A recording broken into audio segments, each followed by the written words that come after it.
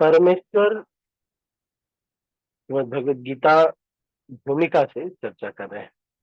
परमेश्वर तथा उनका दिव्य धाम ये दोनों ही सनातन, जीव भी सनातन। सनातन धर्म में परमेश्वर तथा जीव की संयुक्त संगति ही मानव जीवन की सार्थकता है। भगवान जीवों पर अत्यंत दयालु रहते हैं क्योंकि वे उनके आत्मज हैं। भगवान कृष्ण ने भगवत गीता में घोषित किया है, सर्वयोनिषु कौन्तेय अहम बीज प्रदा पिता।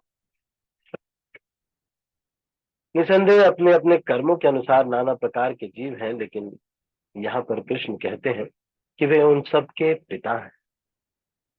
अतएव भगवान उन समस्त पतितबद्ध जीवों का उद्धार करने तथा उन्हें सनातन धाम वापस बुलाने के लिए अवतरित होते हैं, या फिर अपने विश्वस्त सेवकों को अपने पुत्रों, पार्षदों या आचार्यों के रूप में इन बद्ध जीवों का उद्धार करने के लिए भेजते हैं।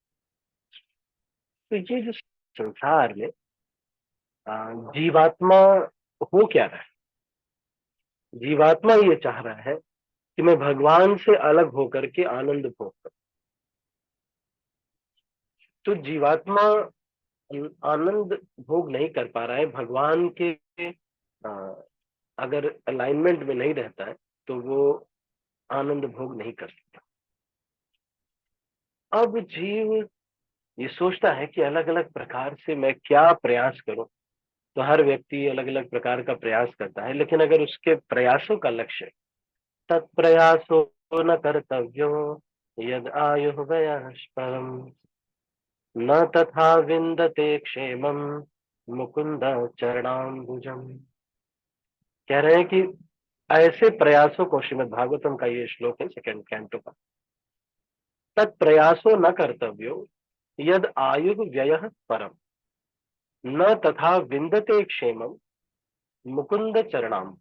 ऐसे प्रयास में हाथ ही नहीं डालना चाहिए। मतलब अंदर घुस ख्याल भी आए तो उधर जाना नहीं चाहिए। कौन से? जिसमें भगवान की प्रसन्नता ना हो, ये कह रहे हैं। तत्प्रयासो न कर्तव्यो यद आयु व्यय परम। तो अब क्या होगा? क्योंकि भगवान को प्रसन्न नहीं करेगा, भगवान या गुरु को प्रसन्न नहीं करेगा, तो वो क्या होगा? आयु को व्यय करने वाला ही होगा प्रयास। तत्प्रयासो न कर्तव्यो यद आयु व्यय परम न तथा विन्दते क्षेमम। न तथा विन्दते क्षेमम का मतलब कुछ उसमें आपको सुरक्षा भी नहीं मिलेगी। मान लो ऐसा कोई प्रयास आप करते हैं, उससे कुछ बचाव मिलेगा?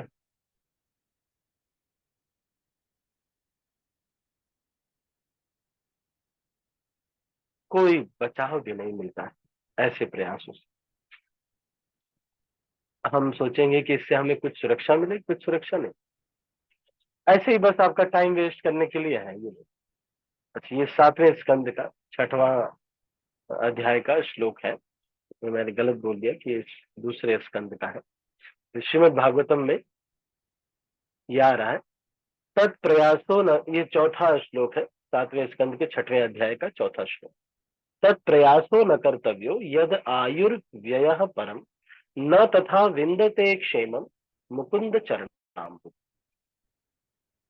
Endeavors merely for self-gratification or material happiness through economic development are not to be performed, for they result only in loss of time and energy with no actual profit.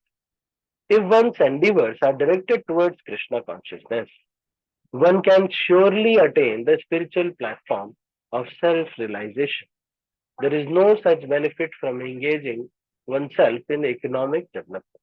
तत् प्रयासो न कर्तव्य आयु व्ययः परम न तथा विन्दते क्षेम।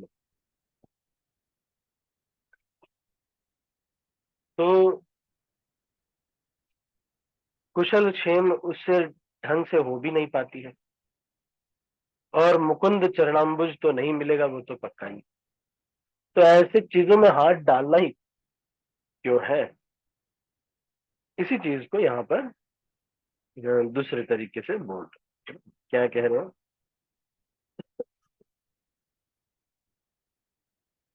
कि अब एक कहानी आपको सुनाता हूँ। भगवान कह रहे हैं कि मैं सबका पिता, अहम बीज पदार्थ। तो क्या होता है कि ये श्रील प्रभुपाद एक कहानी सुनाते हैं, the story of a prodigal सन। एक बार एक व्यक्ति होता है जिसके दो बेटे होते हैं। एक बेटा बहुत लायक होता है, एक बेटा नालायक होता है। उस लायक बेटे को वो सब कुछ देता है और उसको बहुत सारा फ्रीडम भी होता है कुछ करने का। लेकिन जो नालायक बेटा होता है उसको कोई स्वतंत्रता नहीं देते, बार बार उसको डांट पड़ती है। तो नालायक बेटा नाराज हो जाता है और ये भी वो देखता है नालायक बेटा कि हमारे पिताजी बहुत आराम से रहते हैं, राजा हैं, देखो बहुत आराम से रहते हैं। तो वो वहां से भाग जाता है। जब वो वहां से भाग जाता है तो कुछ दिन तो उसका पैसे चलते हैं, जो भी पैसे उसके पास होते हैं अपने पर्सनल, वो सब चलते हैं। फिर कुछ दिन बाद बड़ी गरीबी आ जाती है। तो एक गडेरिये के अंदर वो नौकरी करने लगता है। तो जो गडेरिया होता है वो कुछ दिन तक तो उसको खाना वाना देता है। फिर उसके बाद कहता है कि देखो, जब वो डिपेंडेंट हो जाता है तो वो कहता है देखो, ये जो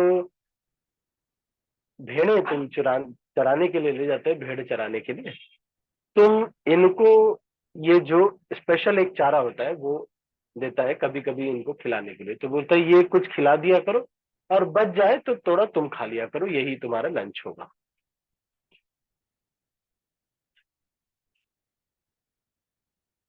तो एक दिन जब वो इसी तरह से नौकरी करके खा रहा था, तब उसको याद आता है कि अरे कितना अच्छा मैं पिताजी के वहां रहता था, कम से कम अच्छे से खाता पीता तो था, सब कुछ ठीक चल रहा था, क्या समस्या थी वहां पे। लेकिन अब पिताजी से गलत तरीके से विद्रोह करके आए, गलत किया ना हमने, तो विद्रोह करके आए, फिर देखो अब समस्या ही समस्या हो जाती। तो फिर इस तरह से वो जी रहा था। लेकिन एक दिन उसके मंत्री को, राजा ने अपने मंत्री को भेजा कि जाओ मेरे बेटे को खोजो और उसको वापस ले आओ। तो वो बेटे को खोजा, बहुत स्थान पे नहीं मिला। फिर एक दिन वो देखा कि ये गडेरिया के भेड़ें चरा रहा है और भेड़ें चराते चराते वही जो अनाज उनको दिया गया था वो भेड़ों के लिए वही खा रहा है। देख करके उस मंत्री को भी बड़ी दया आ गई। उसने कहा कि चलो चलो, तुम राजा के पुत्र हो, तुम्हें बुला रहे हैं राजा। परंतु वो फिर उसको धीरे धीरे उसको समझ में आया, बार बार उसने कहा तब उसको समझ में आया। शुरू शुरू में तो वो भी मना कर रहा था, नहीं नहीं, ईगो के कारण। लेकिन फिर वो बाद में उनके पास चला जाता और फिर से फिर पिताजी की बात मान लेता। इसी तरह से हम भी इस संसार में आ गए। अब जब कोई भक्त आते हैं हमको बोलते हैं कि चलो उनको भगवान बुला रहे हैं, या फिर कीर्तन में चलिए, या तो आइए क्लास में आया कीजिए, तो हम पहले वो, सुबह हमसे नहीं उठा जाता, ये है वो है, बहुत सारी चीज उनका ही मन की नहीं चलेगी। सुबह भी जल्दी उठो, रात में भी जल्दी सो जाओ, अरे हम कब, हमारे कब मूवी देखेंगे हम, है? सारी चीजें इस तरह से बच्चा जो है वो बहुत लेकिन मंत्री जो होता है वो बहुत दयालु होता है, तो किसी तरह से उसको लेके जाता है। तो हम भी उसी तरह के बच्चे हैं भगवान के, जो कि गलत वासनाएं हमारे अंदर थी। वहां गोलोक में रह रहे थे भक्तों के साथ, लेकिन हमको बहुत प्रतिस्पर्धा की भावना थी। हमको लगता था कि भगवान की पूजा होगी, हम पान लगाए हैं, पान हम लगाए, हम जो है फूल माला बनाए और माला पहनाई जाए इनको, भगवान को नहीं, ऐसे नहीं होगा। भगवान माला बनाए और मैं जो है माला पहनूंगा, ये हमारा इच्छा था। इसीलिए तो हम इस संसार में आ गए, क्योंकि हमको जलन हो गई, भगवान से ही जलन। ये एनवी जो है बहुत, इसकी आदत पड़नी चाहिए। इसीलिए हमको किसी के उत्कर्ष को देख करके, किसी को सम्मान मिलते हुए देख करके, अगर हमको हल्का सा भी बुरा लग रहा है तो हमको वो अपनी पुरानी जलन याद आनी चाहिए कि अरे मेरे अंदर कितना एनवी है, अरे भगवान ने उनके ऊपर कृपा किया, अच्छे भाई क्या समझ, भगवान ने उनके ऊपर कृपा किया। इसलिए जो हमारे आचार्य गण है वो किसी न किसी रूप में आते हैं भगवान के आदेशा में। एक बार श्रील प्रभुपाद ने ये कहा कि मैं एक बार आंखें बंद करके श्रील प्रभुपाद ऐसे ही कुछ ध्यान कर रहे थे। एक भक्त ने पूछा, Prabhupada what are you meditating on? तो श्रील प्रभुपाद ने कहा, I am meditating on the lunch box of Krishna in Goloka. एक समय क्लोज सर्किल में श्रील प्रभुपाद ने ये भी बोला कि मैं I was playing with Krishna, मैं भगवान के साथ खेल रहा था, सब कर रहा था। एकाएक से भगवान ने मुझे आदेश दिया कि तुम जाओ और तुम जा करके थोड़ा प्रचार के लिए वहां पे धरती पे जाओ। तो मैंने कहा कि मैं नहीं जाऊंगा। तो फिर भगवान ने कहा कि अच्छा ठीक है जाओ, बस किताबें लिख के आ जाओ। तो ऐसे और हिजोरेस गोपाल कृष्ण स्वामी महाराज के लिए भी लोग बोलते हैं कि प्रभुपाद ने मुझे बोला कि बस पुस्तकें वितरण करवा दो बस और आ जाओ। तो यहाँ ये कहानी जो हमने सुनी आज, the story of a prodigal, इसमें सीखने के लिए ये है कि हमको हर एक वो प्रयास जो जो भगवान के लाइन में नहीं है, ऐसे प्रयासों को नहीं करना चाहिए। मन में आए भी तो वहां से दूर भाग जाना चाहिए और ऐसी स्थिति से दूर ही रहना चाहिए। मन में हल्का सा भी आए, तत्प्रयासो न कर्तव्यो यद आयु व्यय परम। आयु का व्यय होगा बस, और कुछ नहीं। कोई कह सकता है कि प्रभु जी अब फैमिली है, प्रभु जी थोड़ा डोमिनोज पिज्जा वीजा खाना ही पड़ता, कभी कभी तो वाइफ को शॉपिंग के लिए ले जाना ही पड़ेगा प्रभु। तो हमारे जो अब जो नए नए वाइफ, अभी नई नई शादी हुई, तब तो अलग बात है, आप उनको शिमला में ले गए, है ना, कुल्लू मनाली में शॉपिंग करा रहे। लेकिन अगर अभी मैं भक्त नहीं, अगर भक्त है या थोड़े दिन हो गए और भक्ति में भी आ गए हैं, तब उनको हमको समझाना पड़ेगा कि शॉपिंग करने के लिए हम नहीं जाते, हम कुछ वस्तुएं खरीदने के लिए जाते हैं जिसकी हमारे पास लिस्ट है कि आ, ये सामान बाजार से लेके आना है। एक हमारे भक्त है, वो गृहस्थ है, तो प्रचार वगैरह करते। तो एक दिन मैंने बोला कि अब ये यंग कपल्स आए हैं तो जी सब लोग, तो आप लोगों ने भी इन लोग को हमने शेड्यूल दिया था कि भाई आप लोग तो शिमला घूमने आए थे, तो हमने उनको शेड्यूल दिया था कि ठीक है आप लोग शॉपिंग कर लीजिए। ये नए, इनको अभी 6-7 महीने हुए, तो उनको भी हमने बोला कि जी आप लोग को भी अपने कांग्रेगेशन को शॉपिंग का शेड्यूल रखा होगा आप लोगों ने। शॉपिंग, शॉपिंग कैसा, किसी को कुछ जरूरत हो अपना अलग से जाके ले ले, हम ऐसे शेड्यूल शेड्यूल देखते ना। हम समझ रहे हैं, क्योंकि अब धीरे धीरे हमको ये समझना पड़ेगा, नेटफ्लिक्स अब जैसे, मतलब भाई सोचना ही नहीं है इस दिशा में। तब प्रयासो न कर्तव्यो यद आयु व्यय परम, न तथा विंदते क्षेमम। और ये कोई सुरक्षा भी नहीं करेगा, हम जो प्रयास करते हैं हम सोचते हैं कि आगे चल के ये बहुत हमें सुरक्षा प्रदान करेगा, कोई सुरक्षा भी नहीं प्रदान करेगा। और मुकुंद चरणाम्बुजम, और भगवान के चरण तो नहीं मिलेंगे, तो ऐसी चीजों में हाथ ही डालना क्यों? तो ये हम सब के लिए है, हमारे लिए भी, आपके लिए भी, किसी के लिए। Don't try to enter into those things which will not result in love of.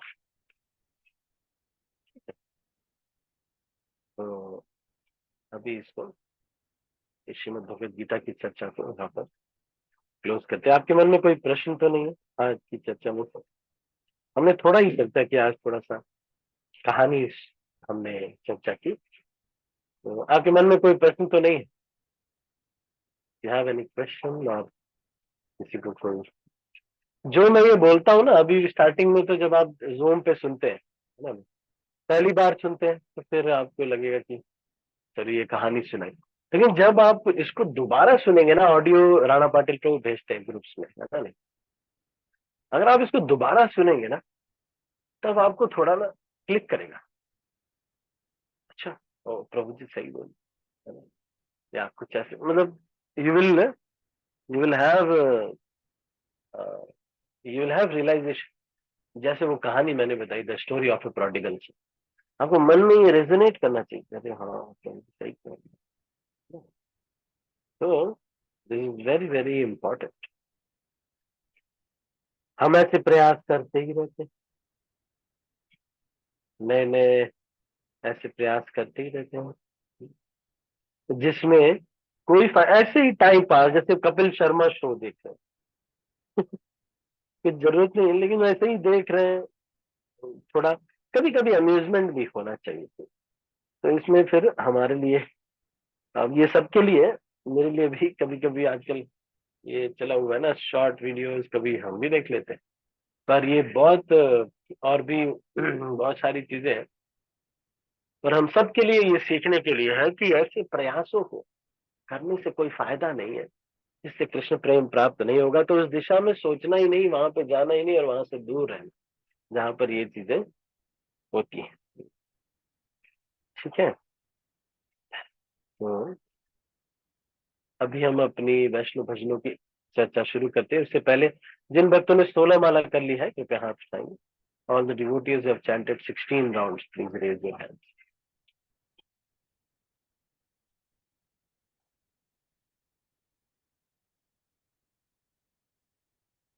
जिन भक्तों ने 16 माला कर ली है कृपया हाथ उठाएंगे।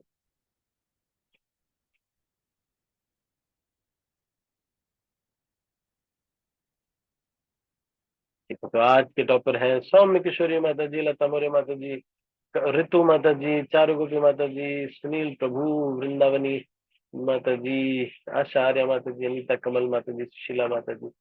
ये सब भाग्यशाली भक्त हैं जिन्होंने 16 माला अभी समय पे कर दी है।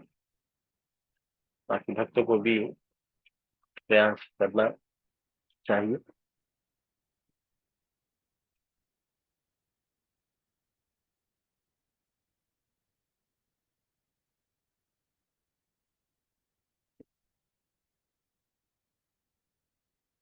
आज